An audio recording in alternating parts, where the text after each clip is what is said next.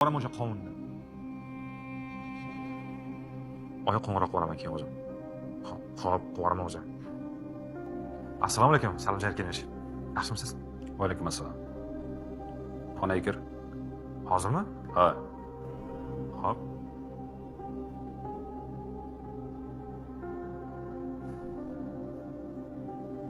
Dadam.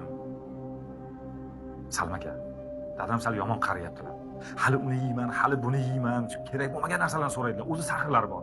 Necha marta aytdim-man. Dada, sizga mumkin emas desam, yana boya ko'rdingiz, oyim telefon qilib, dadang qovun yegisi kelayotgan ekan, shuni olib kelgin deyshadi. Shunga sal jahlim chiqib turdi. Shunday degan. Ishdan bo'shading. Nima? Nima uchun Salim aka? Menga ota-onasi hurmat qilmaydigan xodim kerak emas. Uzr, Salimjon Erkinovich. Boshqa qaytarilmaydi. Yoshlik qilib qo'ydik-da. Agar men ishlamasam, ota-onamga kim qaraydi? Yolg'iz boquvchi menman aka. Sizdan iltimos. Ishdan bo'shatmang. Hey uka. Bilsang ular g'animat. Ularni ranjitma. Xo'p. Boshqa ularni ranjitganingni eshitmay. Xo'p bo'ladi, Salim Erkinovich. Boshqa qaytarilmaydi.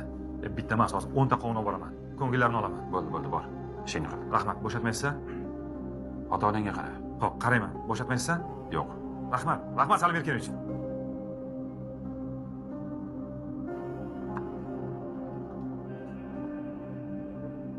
Sobir.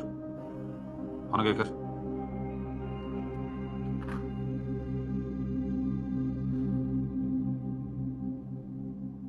Xizmat bormi, xo'jayin? Anvarning uyini bilasanmi? Ha, bilaman. Unda senga bir vazifa bor. O'tir tur.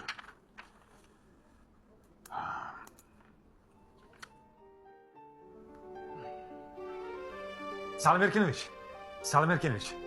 Eshitaman. Bir daqiqaga mumkinmi? Mumkin. Sizga rahmat aytmoqchi edim. Nimaga? Kecha uyga ota-onamga har xil mevalar jo'natibsiz meni nomimdan. Xursand bo'lib, meni rosa duo qilishdi. Sizga rahmat. Uni Sobir akadan so'ragandim. Siz ishingiz ekanligini aytdi. Meni uyaltirdingiz. Rahmat sizga. Hech qisi yo'q uka.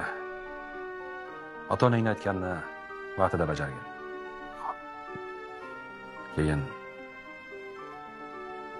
Keyin kech bo'ladi uka. Tushundim. Bular g'animat. Vaqtida qadriga yetgin. Xo'p bo'ladi. Rahmat. Salim Erkinovich. Baraka toping, rahmat.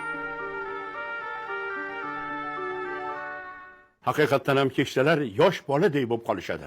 Bir oz shirin so'zga mushtoq, bir kimdir mehrga zor. Ammo ming afsuski, farzandlar har doim ham buni tushunavermaydilar.